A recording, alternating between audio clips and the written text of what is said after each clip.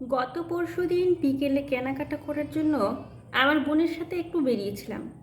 কেনাকাটা বলতে সেরকম কিছু না, ওই ভাইফোঁটার উপহার। তার আগে সকালে বোন ফোন করে বলল, বিকেলে ওই বাড়িতে যাচ্ছি, আমার সাথে একটু বেরোবি। পাঞ্জাবি হোক বা শার্ট, কী নিবি বলিস, আমি সেটাই কিনে দেবো তোকে, তুই শুধু পছন্দ করে দিস। বোনকে বললাম, ওসব কিচ্ছু দিতে হবে না, শুধু একটা ধুতি কিনে দিস। ও বলল ঠিক আছে, ধুতি আর তার সাথে একটা পাঞ্জাবিও নিস। দোকানে গিয়ে দেখলাম ভিড় ভালোই। দোকানের নিচের তলাটা শাড়ি কালেকশন, ভিড় তো থাকবেই, মেন কালেকশন তো উপরে, মানে দোতলায়। ভাইফোঁটার উপহার হিসেবে কেউ কিনছে শাড়ি, কেউ পাঞ্জাবি, কেউ শার্ট। উপরে উঠে দেখলাম দোতলায় সেভাবে কোনো ভিড় নেই। পাঞ্জাবির কাউন্টারে গিয়ে আমি পাঞ্জাবি পছন্দ করছি। আমার পাশে আরেকটি মেয়ে, সেও দেখছি পাঞ্জাবি দেখছে। আমি যে পাঞ্জাবিটা পছন্দ করলাম সেটি দেখে মেয়েটি দোকানের ছেলেটিকে বলল, দাদা এই সেম পাঞ্জাবি আছে, তাহলে আরেকটা দিন না। পাঞ্জাবিটা দিতেই মেয়েটি পাঞ্জাবির ভাঁজটা খুলে পাশে দাঁড়ানো ছেলেটির পিঠে ফেলে দেখে নিচ্ছে মাপটা ঠিক আছে কিনা। দোকানের ছেলেটি বলল, দিদি ওটাই তো থাকবে।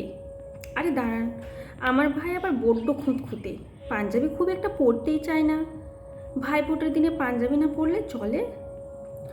ওর আবার টি শার্টও পছন্দ, বলে পাঞ্জাবি দিচ্ছিস পরবো কখন, বরং শার্ট বা টি শার্ট দিলে পরে অফিস যেতে পারবো। ভাই আবার ব্যাংকে চাকরি করে।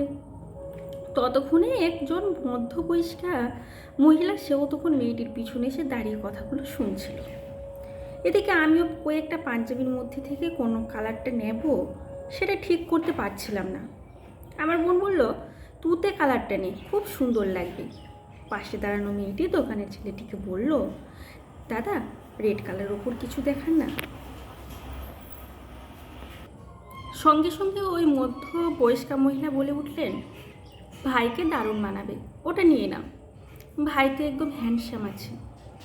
কথাটা শুনে মেয়েটি শুধু হাসলো, তারপর আর যে কটা পাঞ্জাবি ছিল সেগুলো দেখতে লাগলো। পাশ থেকে ছেলেটি বলল, আমি বরং ওদিকটাই যাই, টি শার্টগুলো দেখি বরং ভালোই লাগছে। ছেলেটি চলে যেতেই মধ্যবয়স্কা মহিলা আবার মেয়েটির সাথে ভাব জমাতে শুরু করলো। মেয়েটিকে জিজ্ঞেস করলো, ভাইফোঁটার জন্য নিচ্ছে তো? মেয়েটি হ্যাঁ বলতে মহিলা বললেন, লাল রঙেরটাই নাও, খুব মানাবে। তা একটা ভাই নাকি? হ্যাঁ, আমার একটি মাত্র ভাই। ভাইয়ের বিয়ে হয়নি তো? না না, বিয়ে হয়নি। যদি কিছু মনে না করো তাহলে একটা কথা বলবো। হ্যাঁ বলুন। ভাইয়ের বিয়ে দেবে? ভালো মেয়ে আছে, আমার দিদির একমাত্র মেয়ে, খুব সুন্দরী, কলেজ পাশ করে এমএ করেছে। মেয়েটি হেসে বলল, এই রে, রোদ দেখা কলা বেচা দুটোই তো হয়ে যাবে দেখছি। বিয়ে দেওয়ার জন্য আমরাও তো মেয়ে খুঁজছি। কেনাকাটা ছাড়া দুজনে তখন ভালোই গল্প জমিয়ে ফেলেছে। এদিকে আমার বোন আমাকে বলছে, নিবি তো একটা পাঞ্জাবি, পছন্দ করলি তো একটা, তারপরে ওগুলো দেখছিস কেন? বোনকে আমি কি করে বোঝাই যে এই গল্পের রসদ ছেড়ে যাওয়াটা এখন ঠিক হবে না। জামা কাপড়ের দোকানেও ঘটক পাওয়া যায় আমি জানতাম না। পাঞ্জাবি পছন্দ হয়ে গেলেও আরও কয়েকটা দেখছি শুধুমাত্র ঘটকালের গল্পটা শুনবো বলে। ইতিমধ্যে ভদ্রমহিলা তখন মোবাইল বের করে দিচ্ছে, পাত্রীর ফটো দেখাতে শুরু করেছেন। মনে মনে ভাবছি, আজ তাহলে এখানেই মনে হয় পাকা কথা সেরে ফেলবে নাকি। মেয়েটি ফটো দেখে বলে উঠলো, ও মা খুব সুন্দরী তো, তুমি আমার ভাইকে পছন্দ করবে তো? মহিলা বললেন, কেন করবে না, অমন সুন্দর দেখতে তোমার ভাই। আমি তো সামনে থেকে তোমার ভাইকে দেখলাম, তোমার ভাইকে ডেকে দেখাও না ছবিটা। মেয়েটি কেমন ভ্যাবাচেকা খেয়ে বলল, আমার ভাইকে এখন কি করে ডাকবো? ও তো। মহিলা মাকে কথাটুকু বলতেই দিলেন না। থাকতে না পারে কিছুটা দূরে টি শার্ট দেখছিল ছেলেটি। ছেলেটিকে ডাক দিল, এই যে বাবু একটু এদিকে এসো।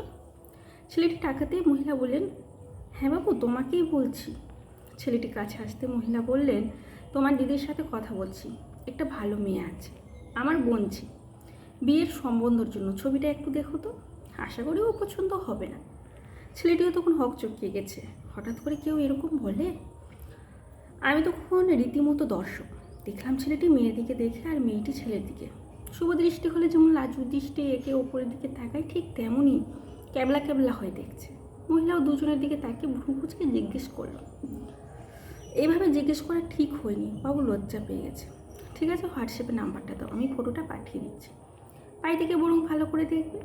মেয়েটি মুখটা একটু বাঁকা করে এবার ছেলেটির মুখের দিকে এক ঝলক তাকালো, তারপর হাসতে হাসতে বলল, মাসিমা হোয়াটসঅ্যাপ নাম্বারে আপনাকে দিতে অসুবিধা নেই, কিন্তু আপনি যাকে পাত্র ভাবছেন এই ছেলের তো পাত্র নয়। ও মা, সে কি, তুমি তো এরই গায়ে পাঞ্জাবি গায়ে ফেলে দেখছিলে যে, বললে তো ভাইয়ের জন্য। এ তো আমার ভাই নয়, তাহলে এটা কে? করুণ মুখে মেয়েটি উত্তর দিল, আমার একমাত্র বর।